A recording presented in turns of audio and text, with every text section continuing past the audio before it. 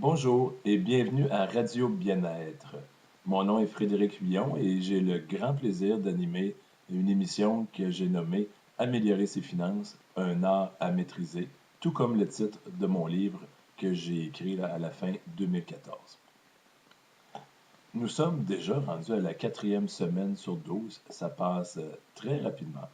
En troisième semaine, nous avons parlé d'un premier état financier qui est vraiment plus connu des gens, le plus important selon les gens, de la façon qu'on peut les entendre parler.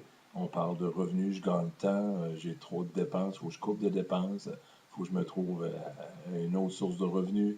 Donc, on parle beaucoup de cet état financier-là. Donc, on en a parlé un petit peu plus en profondeur là, dans la troisième émission, où est-ce que j'ai mis l'importance sur non le chiffre du haut, donc les revenus, mais plus sur le chiffre du bas, le bénéfice net et ou la perte nette. Donc, et j'ai expliqué un petit peu là, le budget, comment pouvoir améliorer si c'est possible. Bien sûr, il y a toujours possibilité. Des fois, c'est simplement s'asseoir quelques minutes avec un papier-crayon et se poser des bonnes questions, à savoir comment je peux améliorer mes entrées d'argent et peut-être diminuer aussi mes sorties d'argent pour pouvoir se libérer, comme je parlais en deuxième émission sur les fameuses dettes, d'aller chercher un 100 à 200 dollars de liquidité supplémentaire pour pouvoir baisser et éliminer mes dettes le plus rapidement possible. Aujourd'hui, bien, je vous parle d'un second état financier, celui qu'on appelle le bilan. Bien souvent, comme je disais, le premier, l'état des revenus et dépenses, n'est pas connu ou très peu connu. Mais somme toute, on en parle comme un peu là, des comptes et des revenus et dépenses.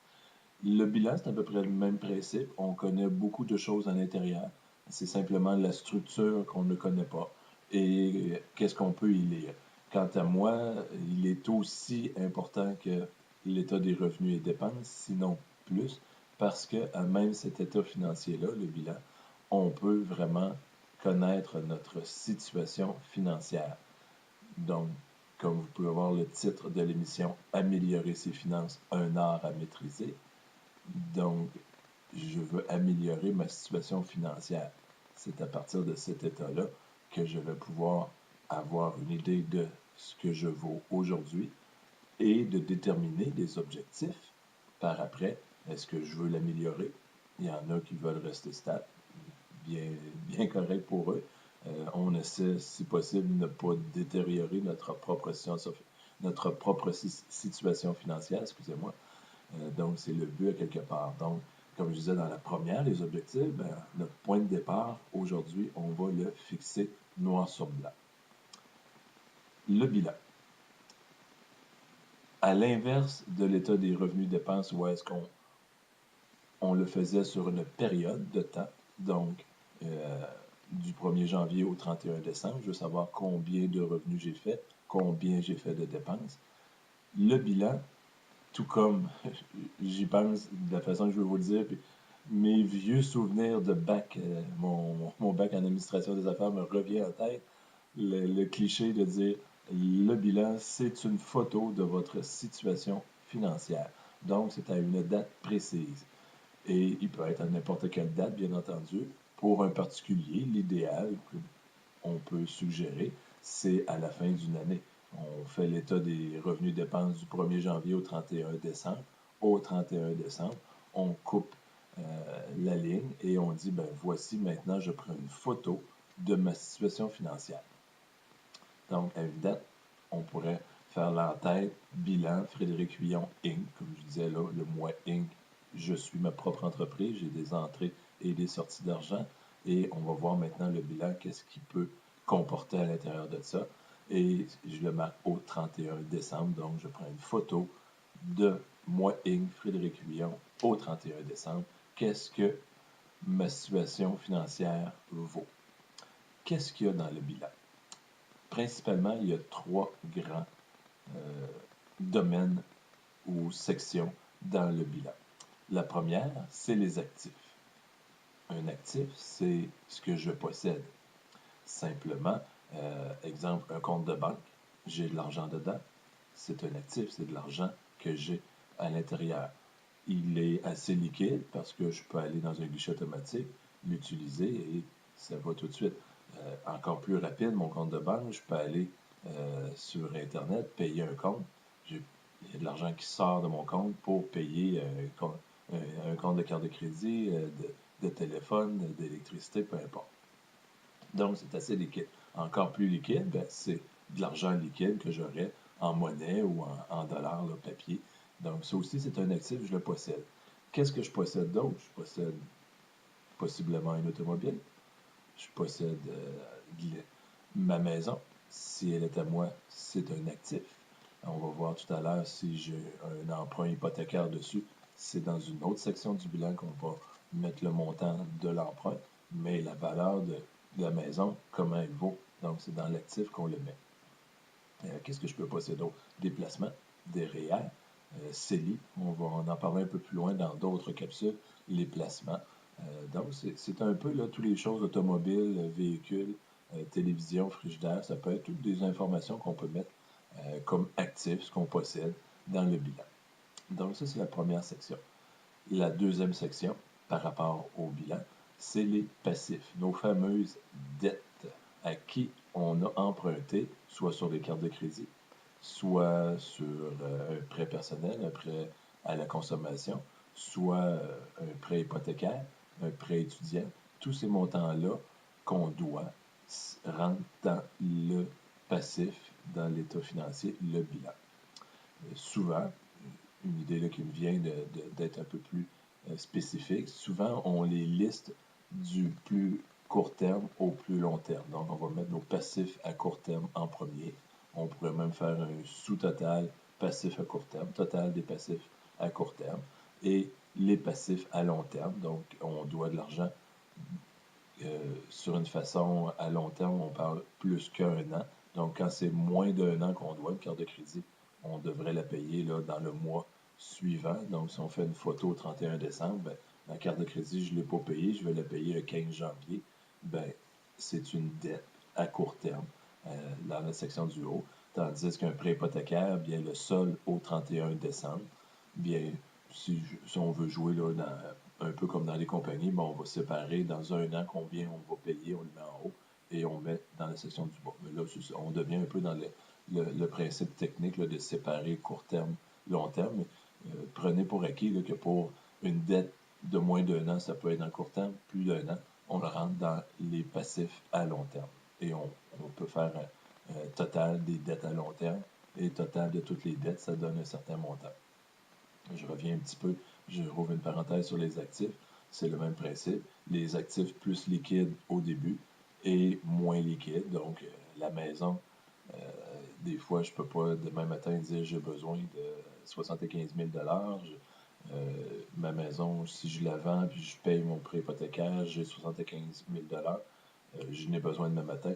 C'est fort possible que ça ne se réalise pas en si peu de temps. Tandis que si j'ai à la bonne heure 75 000 dans mon compte de banque, ben, je peux faire un chèque à quelqu'un et dire tiens, voici, je te dois 75 000 c'est aberrant un peu comme montant, mais c'est juste pour donner l'idée de dire en haut, on met les actifs les plus liquides et en descendant, on met les actifs les moins liquides qui doivent avoir un processus là, de vente avant de pouvoir avoir les sous dans nos mains. Donc, on a parlé actif, passif. Deux sections. Il me manquerait, comme je vous disais tout à l'heure, il y a 3 sections dans le bilan. Quelle est cette troisième section? Excusez. Cette section aussi s'appelle la valeur nette. Donc là, cette section-là, pour moi, elle est très importante et pourtant, elle est facile à déterminer quel sera le montant qui va aller là. C'est la soustraction entre mes actifs versus mes passifs. Donc, exemple, je vous dis ça comme ça, je vous lance des chiffres en l'air. Mettons que j'ai 150 000 d'actifs et que j'ai 50 000 de dettes.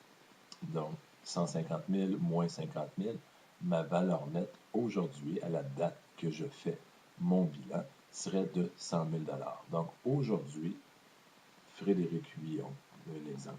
Ce n'est vraiment pas les chiffres, ça pourrait ou ne pas, mais comme je vous dis, ça n'a pas d'importance, ce n'est qu'un exemple. Je vaux 100 000 $. Ce chiffre-là indique toute la sommation de ce que j'ai fait dans le passé jusqu'à aujourd'hui par rapport à mon état des résultats, ce que j'ai gagné versus ce que j'ai perdu. À l'intérieur de cette valeur nette-là, on vient mettre le bénéfice net de l'année. Donc, toute la sommation de mes bénéfices nets et ou, comme j'expliquais la semaine passée, ça peut être des pertes nettes. Donc, si cette année, en 2016, à la fin de l'année, je fais un profit net, bien, ça va augmenter ma valeur, ma situation financière va augmenter de ce montant-là. Et si je fais une perte, bien, ma valeur nette de l'année va diminuer de cette valeur-là. Il y a vraiment un lien dans le livre, là, juste un petit peu romancé, mais je le fais découvrir là, à travers des recherches des personnages à l'intérieur. Il doit trouver le lien entre l'état des résultats et le bilan. Je vous l'indique là, actuellement, c'est vraiment la perte et ou le gain, le profit net qui vient se mettre dans le bilan et ce qui vient faire changer d'année en année. Donc, tous ces deux états financiers-là ont des liens entre eux. Si je sors de l'argent, ben, ça vient faire diminuer ma valeur nette. S'il y a de l'argent qui rentre, donc mes revenus augmentent et je fais les mêmes dépenses, en bas, mon profit net va augmenter. Mon compte de banque a augmenté. Ma valeur nette vient d'augmenter aussi. Donc, il y a un petit exercice. Ça peut paraître complexe au tout début, comme quand j'enseignais la comptabilité au cégep. Oui, après ma base, et là, quand je vous dis, quand on enseigne la comptabilité, on rentre dans les débits et les crédits, comme un humoriste ici seul explique les débits et les crédits. Je le trouve bien bon, le petit sketch qu'il fait là-dessus.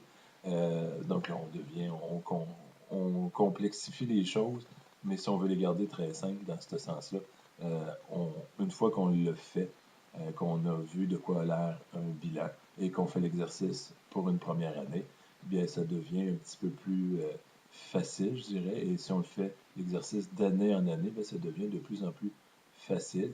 Et c'est cette valeur nette-là qu'on peut se servir pour dire, ben, maintenant, voici. Tout à l'heure, je disais 100 000 ben, mon objectif, c'est d'augmenter cette valeur nette-là jusqu'à 1 million dans 50 ans. Je ne devrais pas être de ce monde dans 50 ans, mais un exemple. Donc, comment je vais faire pour augmenter ma valeur? Je vais diminuer mes dettes. Déjà là, ça ferait augmenter. Si mes actifs ne bougent pas, je fais augmenter mes actifs. Ça vient, si mes dettes ne bougent pas trop, ça vient faire augmenter. Donc, il y a plein d'exercices à l'intérieur de ça.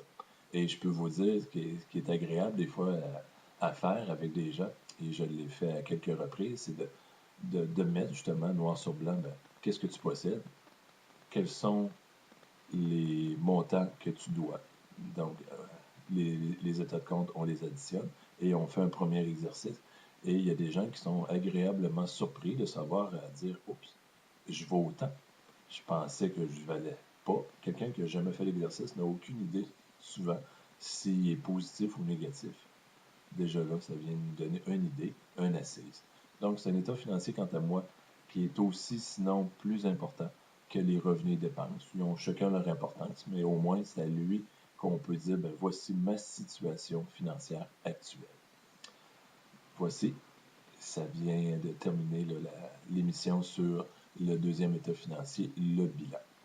La semaine prochaine, j'aimerais vous parler un peu plus en profondeur des impôts, les fameux impôts. Ici au Québec, ça se termine au 30 avril. Donc, au moment où est-ce que j'enregistre, on est en plein dans le feu sacré des impôts.